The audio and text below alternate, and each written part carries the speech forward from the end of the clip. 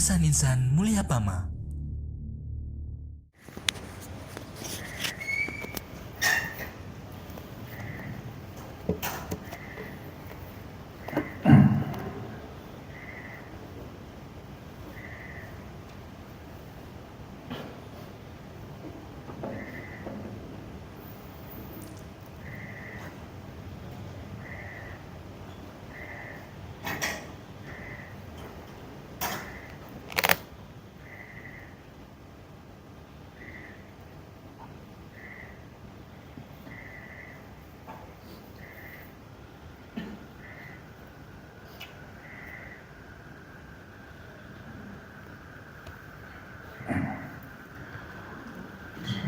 Assalamualaikum warahmatullahi wabarakatuh.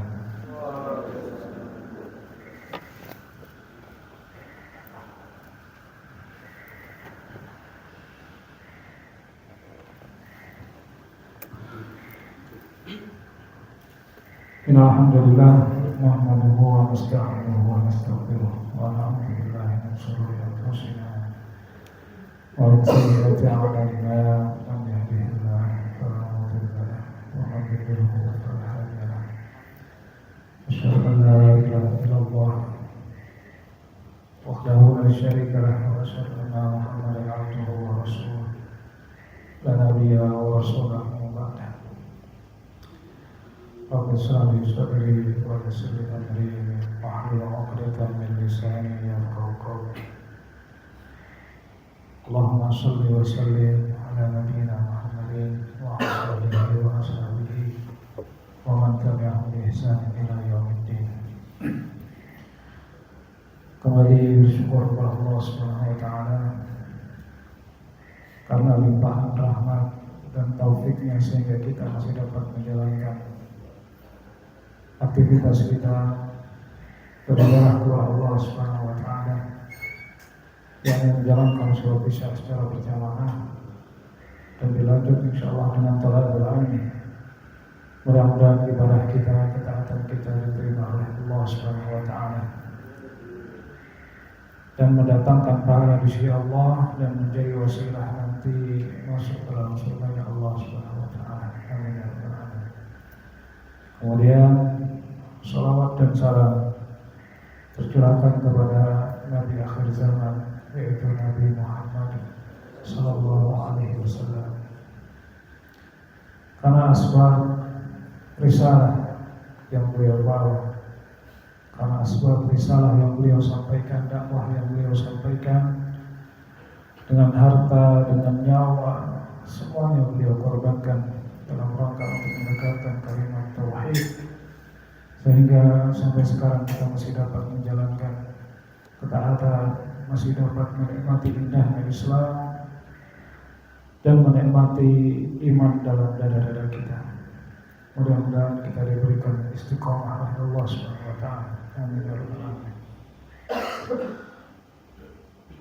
Akhwani fillah rahimani wa rahimakumullah. Insyaallah sekarang pertemuan terakhir berkenaan tentang syafaat. Berkenaan tentang syafaat. Ada yang masih ingat secara bahasa syafaat berasal dari kata apa? Asy-syafa'u. Masyaallah. Asy-syafa'u. Apa asy-syafa'u? Genap. Ya, asy-syafa'u adalah genap. Genap lawan daripada ganjil. Kenapa dikatakan genap? Karena awalnya manusia dalam keadaan sendiri, ganjil. Maka kemudian meminta syafaat kepada orang lain, maka dia menjadi genap. Kalau bahasa kita misalkan ini nih, si A, dia meminta sesuatu kepada si B, tapi karena satu dan lain hal tidak memungkinkan untuk minta langsung kepada si B, maka dia meminta kepada si C agar disampaikan kepada si D. Maka dia menjadi genap meminta pertolongan kepada si C agar diberikan manfaat kepada atau dari si B. Ini namanya syafaat secara bahasa. Dan telah disyaratkan oleh Allah dalam surah Al-Fajr, wal fajr wa layalin 'ashr wasyaf'i wal watr. Demi waktu fajar, demi malam-malam yang 10, dan demi genap dan ganjil.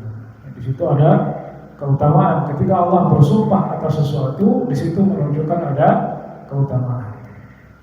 Terkadang Allah bersumpah atas nama waktu,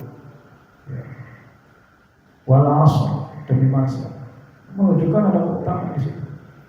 Wal fajr, demi waktu fajar, wal duha, demi waktu duha, wal lail, demi malam. Tapi kalau kita sebagai seorang hamba nggak boleh bersumpah atas nama selain Allah. Demi bapak ibuku nggak boleh. Demi Allah dan Rasulullah, demi Allahnya dianjurkan, tapi demi Rasulullahnya nggak boleh. Jadi ketika kita bersumpah, maka hukumnya wajib menggunakan Allah, bukan selain Allah, nggak boleh. Ya. Karena ketika dia bersumpah menunjukkan yang dia angkat itu adalah sesuatu yang paling berharga dalam dirinya, sesuatu yang kemuliaan. Dan di zaman Rasulullah SAW, Umar bin Khattab pernah beliau bersumpah atas nama kedua orang tuanya. Aku bersumpah atas nama ibu dan bapakku. Maka kemudian dipanggil oleh Rasulullah, bahwa disebutkan tidak boleh bersumpah kecuali dengan atas nama Allah Subhanahu wa taala. Adapun secara istilah adalah menolong orang lain dengan tujuan menarik manfaat atau menghilangkan mudarat atau menghilangkan keburukan. Ini secara istilah. Atau bisa juga dikatakan meminta pertolongan orang lain untuk mendatangkan syafaat atau mendatangkan manfaat. Nah, kemudian syarat mendapatkan syafaat ada 3. Ada yang masih ingat? Ayo, apa? Diridhoi oleh Allah. Siapa yang diridhoi? Pemberi syafaat. Kemudian apa lagi? Yang kedua,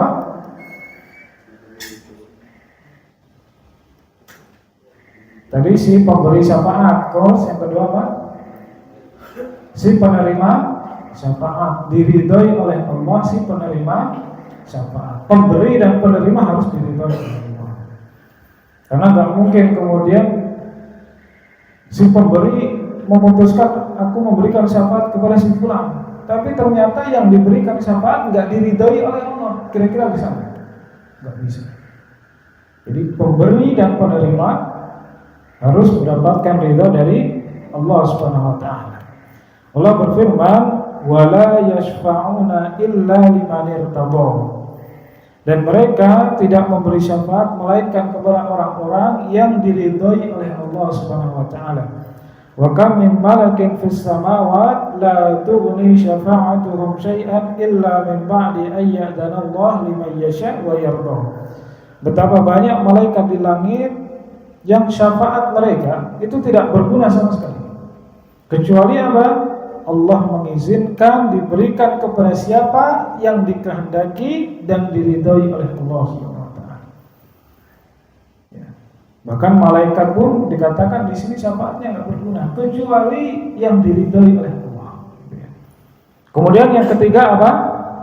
Syaratnya atas izin Allah. Ini yang paling penting. Atas izin Allah Subhanahu wa taala. Man dalladhi yashfa'u indahu illa bi'idznillah. Siapakah yang dapat memberikan syafaat di sisi Allah tanpa seizinnya? Ya. Nah, kemudian ikhwan fillah rahimani wa rahimakumullah, amalan-amalan yang mendatangkan syafaat. Apa masih ingat? Pertama, membaca Al-Qur'an. Karena nanti Al-Qur'an akan menjadi syafaat di hari kiamat. Jadi yang mendatangkan syafaat, yang dapat memberikan syafaat bukan hanya manusia, bukan hanya orang-orang beriman, bukan hanya Rasulullah, bahkan amalan-amalan yang kita lakukan di dunia itu nanti bisa menjadi syafaat. Bisa dipahami, Pak? Contohnya membaca Al-Quran. Nabi bersabda, "Iqra'ul Qur'an fa innahu ya'ti yaumal qiyamah syafi'an li ashabihi." Kata Nabi, bacalah Al-Quran, karena sesungguhnya Al-Quran nanti pada hari kiamat akan datang sebagai syafaat untuk orang yang membacanya. Dan Nabi mengkhususkan 2 surat yang nanti pertama kali datang menjadi syafaat. Surat apa? Al-Baqarah dan Al-Imran. Insyaallah luar biasa Mas. Al-Baqarah dan Al-Imran. Yang kata Rasulullah 2 surat ini dinamakan dengan Az-Zahrawain. Yang nanti dia 2 surat ini datang pertama kali menjadi pembela, menjadi penolong, menjadi syafaat bagi orang yang membacanya. Dalam sebuah riwayat datang dalam bentuk ghamaman, 2 awan yang dia besar kemudian mendatangi si pembacanya. Kemudian yang kedua apa? Amalan yang mendatangkan syafaat, bersolawat, gemar bersolawat. Nabi bersabda, "Aulan nas bi yaumil qiyamah aktsaruhum 'alayya shalat." Orang yang paling berhak mendapatkan syafaat pada hari kiamat adalah yang paling banyak bersolawat kepada Rasulullah SAW. Kemudian yang ketiga apa? Kamu masih ingat? Baca Quran, sholawat, terus apa? Poligami. Apa? Meninggal disolatkan 40 orang yang tidak berbuat kesyirikan. Nabi bersabda, "Ma min rajulin muslimin yamutu fayaqumu ala janazah 40 rajulan la yusyrikuna billah syai'an illa syafa'ahumullahu fi." Tidaklah seorang muslim meninggal dunia lalu jenazahnya disolatkan oleh 40 orang yang tidak berbuat kesyirikan, tidak menyekutukan Allah dengan sesuatu pun, melainkan Allah akan memberikan syafaat kepadanya. Jadi di sini yang paling ditekankan itu sebenarnya bukan jumlahnya, bukan kuantitas, tapi kualitas. Karena mungkin banyak tokoh-tokoh yang meninggal, bahkan bisa jadi ribuan yang datang. Bahkan bukan tokoh muslim, mungkin bisa jadi ribuan, bisa jadi ratusan yang datang. Tapi kan mereka bukan muslim, bukan orang beriman, apalagi orang bertauhid. Sehingga bukan kuantitas tapi kualitas. Dan yang susah itu kualitasnya itu tadi, tidak berbuat kesyirikan. Mungkin ada seorang mukmin meninggal kemudian disolatkan orang ratusan yang secara zahir orangnya alim-alim, tapi bisa jadi mereka enggak semuanya memiliki tauhid yang benar. Mungkin bisa jadi di antara mereka yang pernah berbuat kesyirikan, sehingga tidak memenuhi kriteria mendapatkan syafaat di akhirat. Nah, kemudian orang yang dapat memberikan syafaat, siapa? Yang dapat memberikan syafaat. Tadi yang amalan dapat mendatangkan syafaat, sekarang yang dapat memberikan syafaat. Meninggal dalam kondisi syahid secara dunia dan akhirat. Meninggal di medan pertempuran yang kata Rasulullah SAW, sebelum darahnya itu jatuh di tanah, maka dosanya diampuni oleh Allah SWT. Tapi dengan catatan gelar syahid beneran.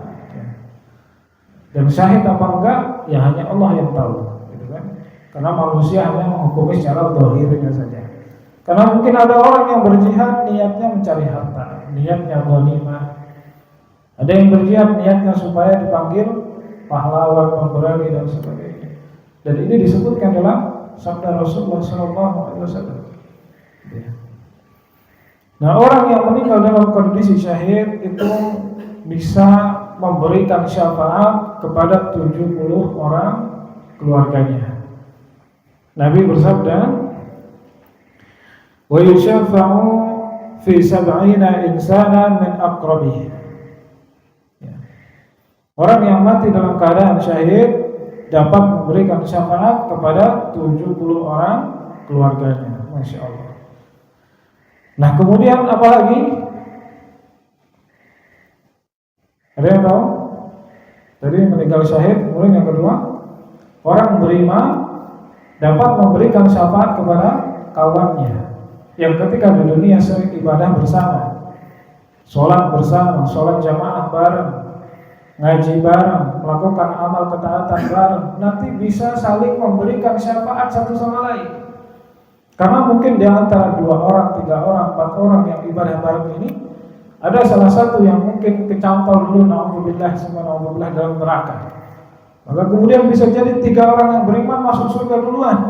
Kemudian dia mencari, ya Allah, kemana kawan-kawanku dulu yang ketika di dunia kita sholat bareng, ketika di dunia kita haji bareng, ketika di dunia kita ngaji bareng? Gak ada. Maka kata Allah, carilah kawanmu itu di neraka, kemudian tubuhnya dilindungi supaya tidak terbakar oleh api neraka. Carilah kawan. Setelah dicari sudah banyak, dia bawa ke surga, dia letakkan di surga, dia masukkan dalam surga. Maka kata Allah, kembalilah lagi ke neraka, cari lagi kamu. Kembali lagi ke neraka, dicari lagi, kenal kawannya yang dulu suka ibadah bareng, dibawa ke surga, dimasukkan dalam surga dalam jumlah yang banyak. Kata Allah, kembali lagi, cari, meskipun dalam hatinya ada keimanan sebesar biji zarah.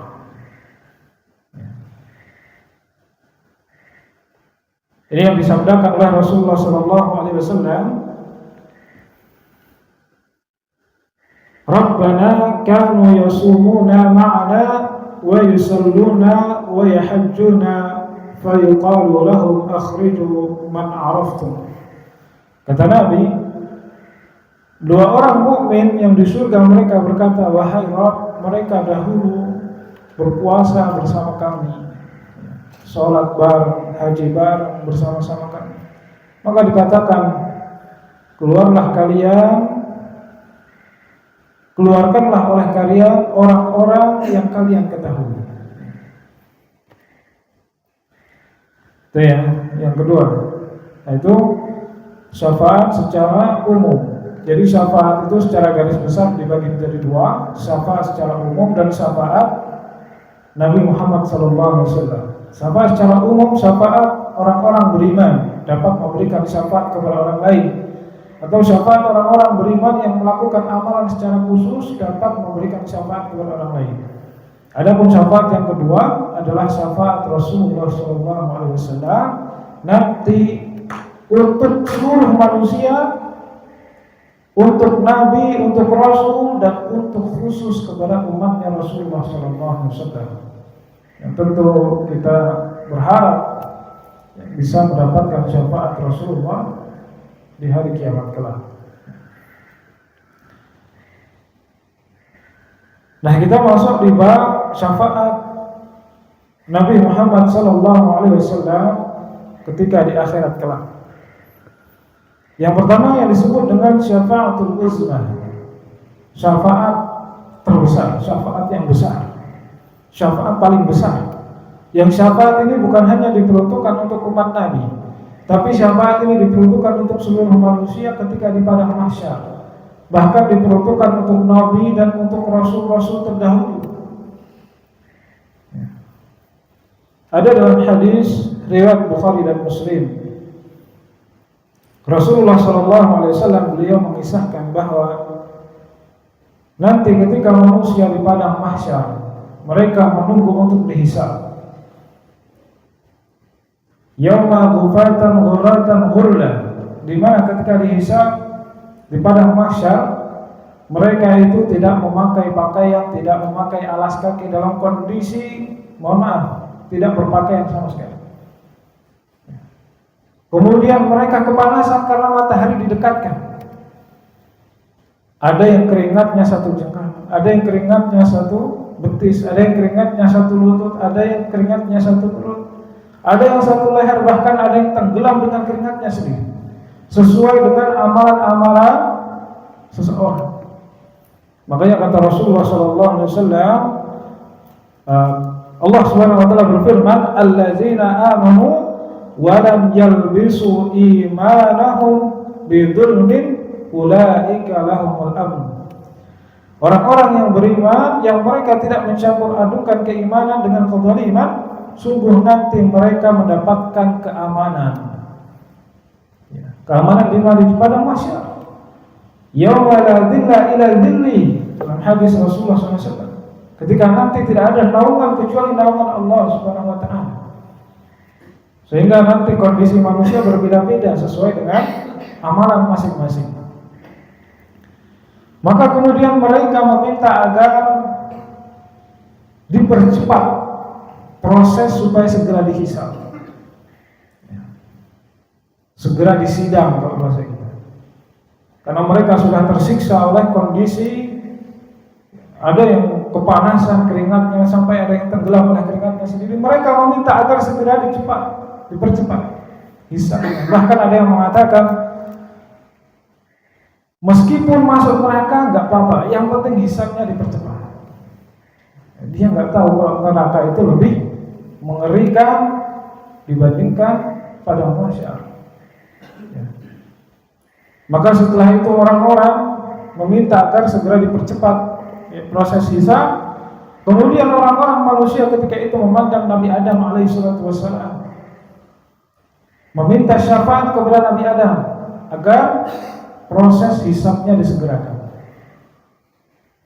Kemudian datang kepada Nabi Adam, kata Nabi Adam, nafsi. Aku tidak pede memberikan syafaat, karena sesungguhnya aku pernah melakukan kesalahan ketika di surga. Apa kesalahannya, Pak? Nabi Adam dahulu maka buah yang tidak boleh, yang dilarang oleh Allah Subhanahu wa taala, wala taqrabu hadhihi syajarah, kata Allah. Jangan engkau mendekati pohon ini. Tapi karena godaan iblis, kemudian iblis mengatakan di situ ada pohon khuldi, syajaratul khuld, pohon kekekalan. Wahai Adam, kalau kamu makan itu nanti kamu kekal di surga. Jadi khuldi itu penamaan dari setan, dari iblis, bukan Allah yang memberikan nama. Maka akhirnya tergoda Nabi Adam. Kemudian karena kesalahan tersebut, mungkin karena takdir juga dari Allah Subhanahu wa taala, kemudian dihukum, diturunkan di bumi. Kata Nabi Adam, aku tidak berhak memberikan syafaat. Mintalah kalian syafaat kepada Rasul yang pertama kali diutus di muka bumi. Siapa dia? Nabi siapa? Rasul pertama kali? Nabi Nuh alaihissalatu wassalam. Kemudian Nabi Nuh pun tidak bisa memberikan syafaat. Kemudian direkomendasikan, mintalah syafaat kalian kepada Nabi siapa? Nabi Ibrahim alaihissalatu wassalam. Karena Nabi Ibrahim adalah Khalilullah, kekasihnya Allah Subhanahu wa taala. Khalilur Rahman, manusia yang paling dekat kepada Allah Subhanahu wa taala. Maka ternyata lagi-lagi Nabi Ibrahim tidak bisa memberikan syafaat. Kemudian Nabi Ibrahim mengarahkan manusia kepada Nabi Musa, karena Nabi Musa adalah nabi yang pernah berdialog langsung dengan Allah Subhanahu wa taala. Datang kepada Nabi Musa, ternyata Nabi Musa nggak bisa juga memberikan syafaat. Kemudian Nabi Musa mengarahkan kepada Nabi Isa, ternyata Nabi Isa juga tidak bisa memberikan syafaat. Nabi Isa mengarahkan kepada Nabi akhir zaman, penutup Nabi dan Rasul, yaitu siapa? Nabi Muhammad sallallahu alaihi wasallam. Maka kemudian Rasulullah sallallahu alaihi wasallam bersujud memuja dan memuji Allah Subhanahu wa taala. Kemudian kata Allah, ya Muhammad, irfa' ra'saka. Wahai Muhammad, angkatlah kepalamu. Sal tu'tah, isfa' tushaffa. Mintalah sesuatu maka engkau akan kuberi, dan berikanlah syafaat, niscaya akan dikabulkan dan diizinkan untuk memberikan syafaat. Maka disinilah kemudian terjadi proses syafaat, segera dipercepat hisabnya. Ini yang disebut dengan syafaat uzma, syafaat terbesar. seluruh manusia mendapatkan syafaat dari Rasulullah Sallallahu Alaihi Wasallam. Rasulullah Sallallahu Alaihi Wasallam beliau pernah bersabda, "Waktu itu khamsan lam yu'tahunna ahadun min anbiya qabli." Aku telah diberikan 5 perkara yang tidak seorang pun di antara para nabi diberikan 5 perkara ini. Yaitu apa? Salah satunya adalah u'titu syafa'ah. Allah memberikanku syafaat. Al-Imam Ibnu Katsir beliau memberikan penjelasan maksud daripada u'titu syafa'ah. Allah memberikan kelebihan syafaat kepada Rasulullah SAW adalah syafaat uzma, ya. Syafaat yang diberikan kepada Nabi untuk seluruh manusia, seluruh Nabi, seluruh Rasulullah SAW. Nah, kemudian apakah berhenti di situ? Tidak. Kemudian Rasulullah SAW bersujud lagi. Rasulullah mengatakan apa? Ummati, ummati, ummati, ummati. Umatnya Rasulullah SAW disebut-sebut terus. Maka kemudian Allah Subhanahu Wa Taala mengatakan, Ya Muhammad, irfa' ra'saka, angkat kepalamu. Sesungguhnya akan ada sebagian dari umatmu yang mereka masuk surga tanpa dihisab melalui pintu sebelah kanan. Melalui pintu sebelah kanan. Dan ini semakna dengan hadis yang disebutkan oleh Rasulullah ketika nanti seluruh nabi dan rasul bersama umatnya kemudian diperlihatkan. Kemudian salah satunya umatnya Rasulullah diperlihatkan, dan di antara umat nabi ada 70.000 yang masuk surga tanpa hisab dan tanpa azab. Nah, ini syafaat dari Rasulullah SAW masuk surga tanpa dihisab melalui pintu sebelah kanan. Maka kemudian Rasulullah SAW melihat ada sebagian umatnya yang dimasukkan ke dalam neraka. Ada yang masuk surga tanpa hisab, ada yang dimasukkan ke dalam neraka. Kemudian Rasulullah SAW bersujud lagi kepada Allah Subhanahu Wa Taala. Kemudian Allah berfirman, Irfa' ra'saka ya Muhammad, angkat kepalamu ya Muhammad. Kemudian Nabi Muhammad mengatakan, Ya Allah, ummati, ummati, ummati, ummati.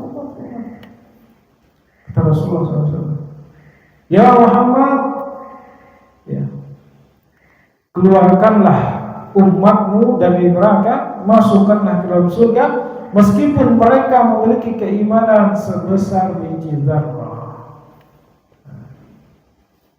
Dan ini menunjukkan bahwa apa? Pelaku dosa besar itu pun dapat apa? Syafaat dari Rasulullah SAW. Sama seperti orang beriman tadi, ya, bisa memberikan syafaat kepada orang beriman juga, kepada kawannya. Nah, kemudian yang kedua, syafaat khusus, ya, dari Rasulullah SAW untuk penduduk surga yang mereka belum bisa masuk surga karena pintunya ditutup oleh Allah Subhanahu Wa Taala. Ada dalam hadis riwayat Imam Muslim disebutkan bahwa para penduduk surga mereka belum bisa masuk surga. Kenapa? Karena pintu surga ditutup oleh Allah Subhanahu Wa Taala. Sampai kapan? Sampai Rasulullah datang, baru kemudian dibuka pintu itu. Kata Nabi, Ati babal jannah yaumal qiyamah fa astaftihu. Aku akan mendatangi pintu surga pada hari kiamat, kemudian aku meminta untuk dibukakan. Maka kemudian para malaikat penjaga pintu surga bertanya, siapa kamu? Aku Muhammad, Rasulullah SAW. Kemudian para penjaga pintu surga mengatakan, Bika umirtu la aftahu li ahadin qablaka. Kata malaikat penjaga surga, denganmu aku diperintah, aku tidak dibukakan untuk seorang pun sebelumnya. Jadi artinya pintu tersebut terus tertutup sebelum Nabi Muhammad yang masuk duluan. Jadi ini syafaat Rasulullah SAW kepada siapa? kepada penduduk surga. Mereka belum bisa masuk surga sebelum Nabi masuk duluan. Kemudian yang ketiga, syafaat Nabi untuk orang-orang yang dia tidak berbuat kesyirikan. Ya. Nabi bersabda dalam hadis riwayat Muslim, Abu Hurairah bertanya, "Ya Rasulullah, man as'adun nas bi syafa'atika yaumal qiyamah?"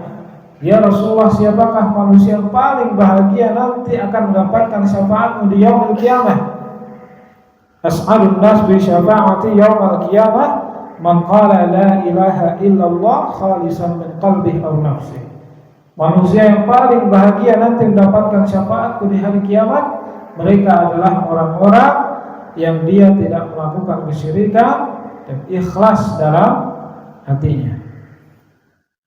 Bagaimana kalau dia melakukan dosa besar? Sekalipun melakukan dosa besar, Pak, Nabi bersabda, "Syafa'ati li ahli al-kaba'ir min ummati." Syafaatku kelak bagi pelaku dosa besar dari kalangan umatku. Tapi bukan berarti kemudian nanti juga dapat syafaat Nabi.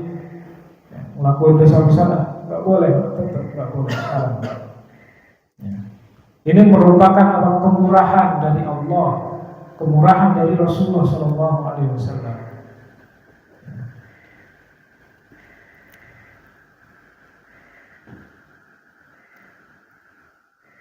Nah, kemudian yang terakhir, Pak, syafaat khusus dari Rasulullah SAW untuk pamannya. Siapa? Pamannya Rasulullah, Abu Thalib. Kalau ditanya, siapakah yang paling berat siksanya di akhirat? Ada yang tahu? Siapa paling berat siksanya ketika di akhirat? Ada yang tahu siapa? Siapa?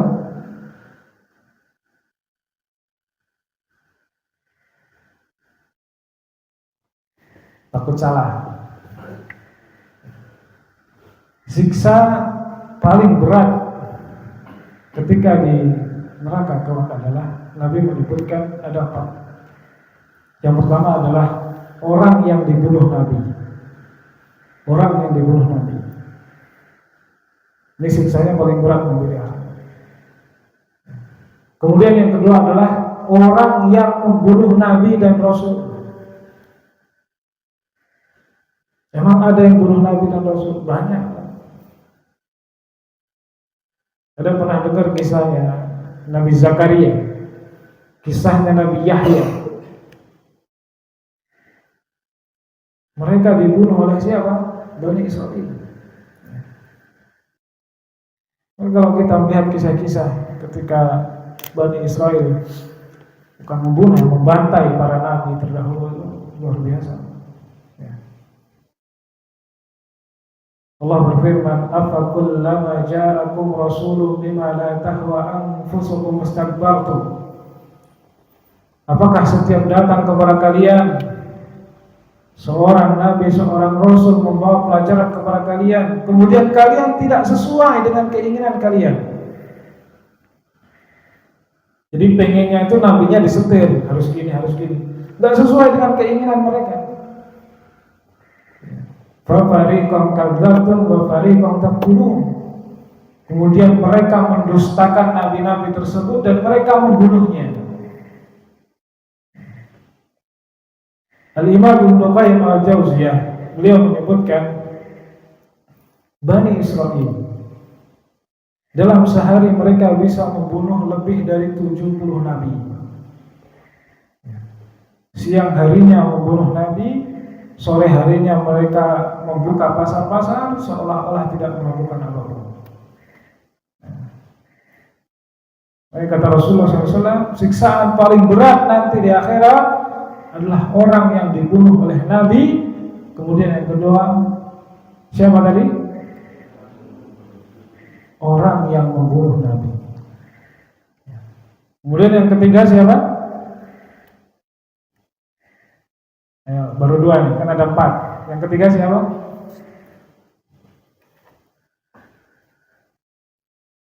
Yang ketiga adalah wa imamun dolalah, imam yang menyebarkan kesesatan.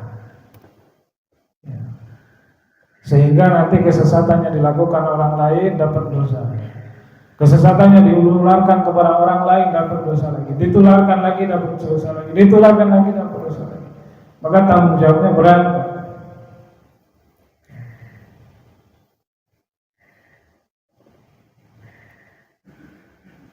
Baru 3 nih. Kemudian yang keempat, wa mumatsilun minal mumatsilin. Siapa?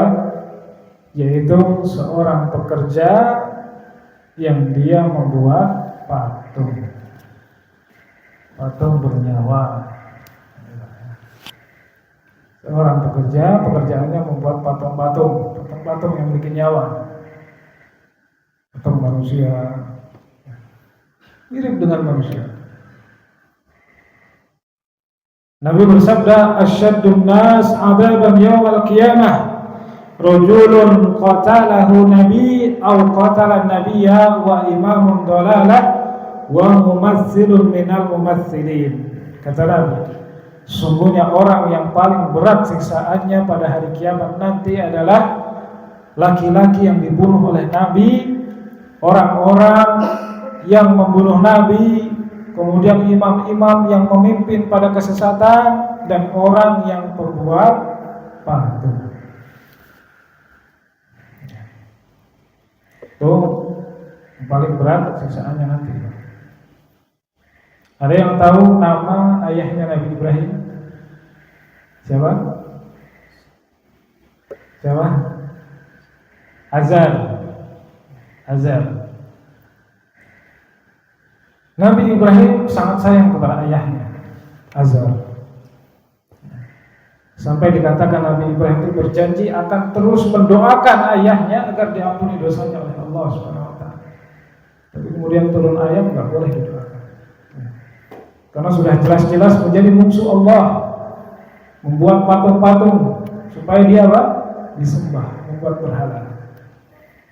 Bahkan sampai ketika di akhirat disebutkan dalam hadis riwayat Bukhari 3350, Nabi bersabda, "Yalqa Ibrahim abahu azar yaumal qiyamah." Nanti Nabi Musa itu bertemu dengan ayahnya Nabi Ibrahim di hari kiamat. Kemudian Nabi Ibrahim melihat wajah ayahnya ini, Azar, penuh dengan debu, kemudian penuh dengan kotoran, sangat buruk. Maka kemudian Nabi Ibrahim, beliau sangat sedih, kemudian mengatakan, "Wahai ayah, bukankah aku telah mengingatkan kepadamu agar engkau mengikutiku, tidak mengingkariku?"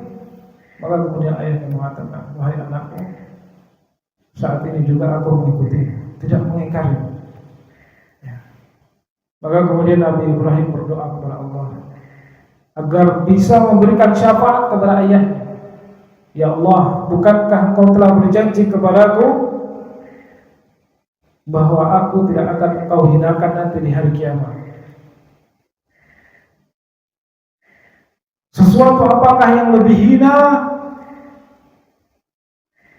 ketika seorang ayah dari Nabi kemudian tidak mendapatkan rahmat dari Allah, dimasukkan ke dalam neraka?" Jadi meminta kepada Allah agar bisa memberikan syafaat kepada ayahnya. Maka apa kata Allah? Fa yaqulu Allah ta'ala, "Inni haramtul jannah 'alal kafirin." Meskipun anaknya seorang kekasih Allah Subhanahu wa taala, kata Allah, enggak bisa. Sesungguhnya aku telah haramkan surga terhadap orang-orang kafir. Enggak bisa. Nabi Ibrahim, bapaknya para nabi, bapaknya para rasul, dapat gelar apa? Khalilullah, Khalilur Rahman, kekasihnya Allah Subhanahu wa taala. nggak bisa memberikan syafaat kepada ayahnya.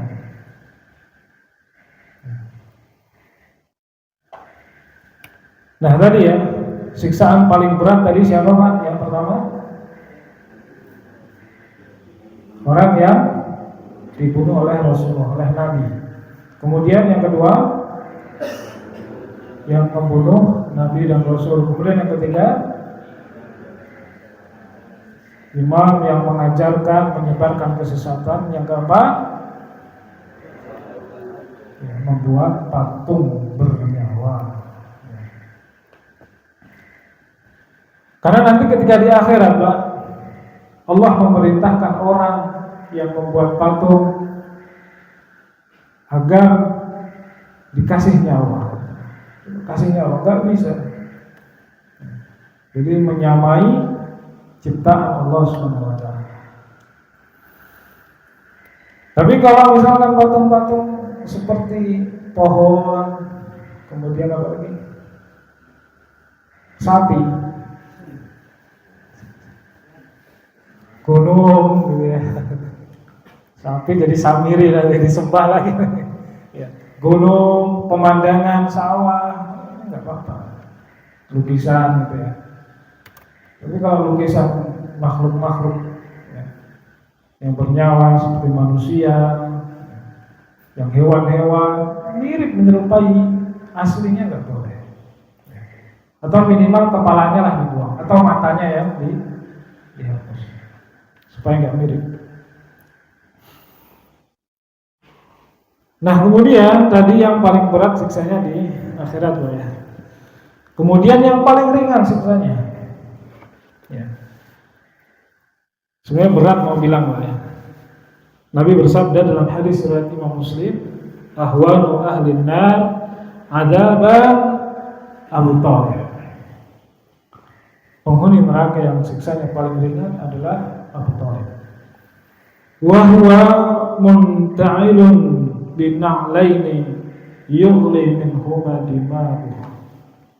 Kata Rasulullah, dia memakai dua sandal yang kemudian naudzubillah otaknya mendidih disebabkan karenanya.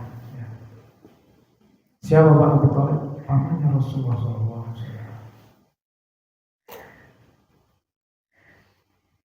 Ada saudaranya Abu Thalib yang bernama Abbas bin Abu Thalib. Ya. Saudaranya Abu Thalib sama-sama pamannya Rasulullah. Bertanya kepada Rasulullah SAW, ya Rasulullah, hal nafa'ta Abu Thalib bi syai'in? Ya Rasulullah, apakah engkau dapat memberikan manfaat kepada Abu Thalib nanti di hari kiamat? Yang Abu Thalib itu pamanmu sendiri, yang ketika engkau disakiti oleh orang-orang kafir Quraisy, Abu Thalib lah yang menghadang. Yang ketika orang-orang Quraisy ingin mengambilmu, Abu Thalib lah yang mencegah mereka. Bahkan dengan sekuat tenaganya Abu Thalib disakiti agar bisa melindungimu dari kejahatan orang-orang kafir Quraisy. Apakah engkau dapat memberikan manfaat untuk Abu Thalib ketika di akhirat?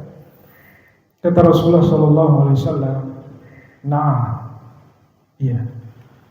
Huwa fi dahdahi min nar.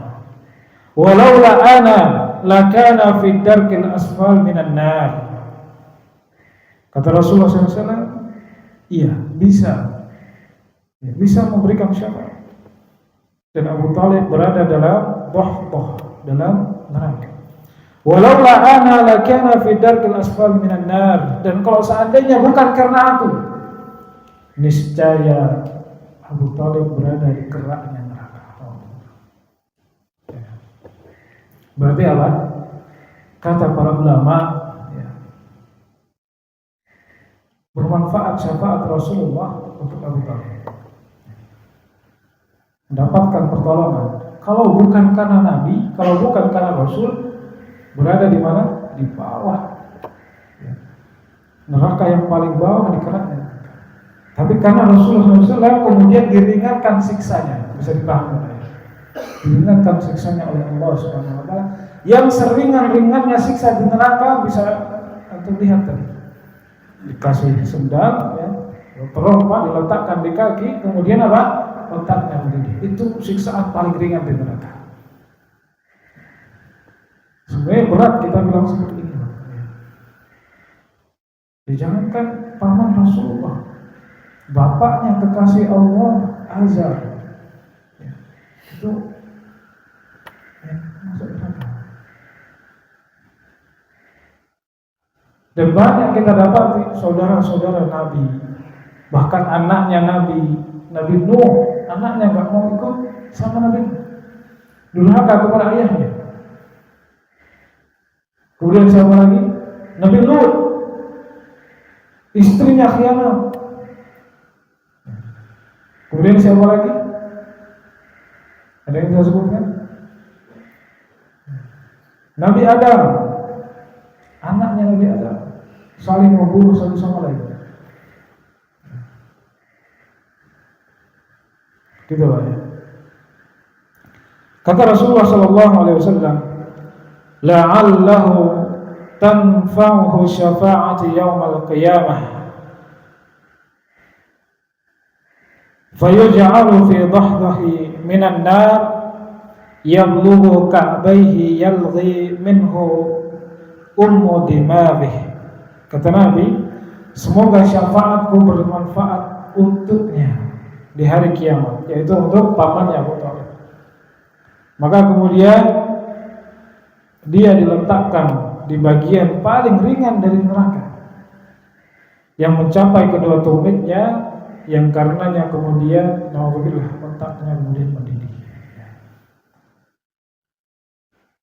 Dan ini adalah kabar-kabar dari Rasulullah SAW. Artinya apa Pak? Sebenarnya